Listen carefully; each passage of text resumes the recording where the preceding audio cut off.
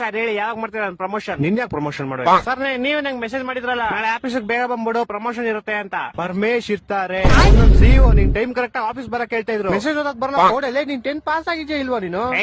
ನಿನ್ ಕೈಲಿ ಬೈಸ್ಕೊಳಕ್ ನಾನು ರಾತ್ರಿ ಎಲ್ಲ ಎದ್ ಕೆಲಸ ಮಾಡಿಲ್ಲ ಇಲ್ಲಿ.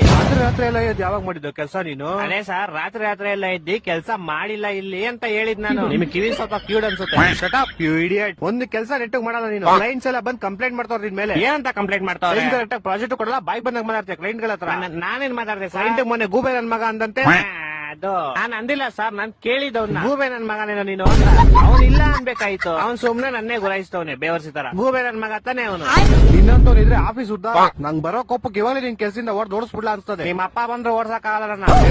ಯಾಕಂದ್ರೆ ನಿಮ್ ಅಪ್ಪ ಈ ಆಫೀಸ್ಗೆ HR ಅಲ್ವಲ್ಲ ಸರ್, ನೀವ್ HR. ನೀವ್ ಬೇಕಾದ್ರೆ ಓಡಿಸ್ಬೋದು ನಾನು. ಅಪ್ಪ ದೇವ್ರೆ, ಎಂತ ಗೋಳಿ ಮಗನ್ ಹೈರ್ ಮಾಡ್ಕೊಂಡ್ಬಿಟ್ನಪ್ಪ. ಮೆಸೇಜ್ ಓದಕ್ ಬರಲ್ಲ, ನೆಟ್ ಮಾತಾಡಕ್ ಬರಲ್ಲ, ಕೆಲ್ಸ ಅವ್ರು ಕ್ಲೀನ್ ಆಗಿ ಮಾಡಲಿ. ಏನು?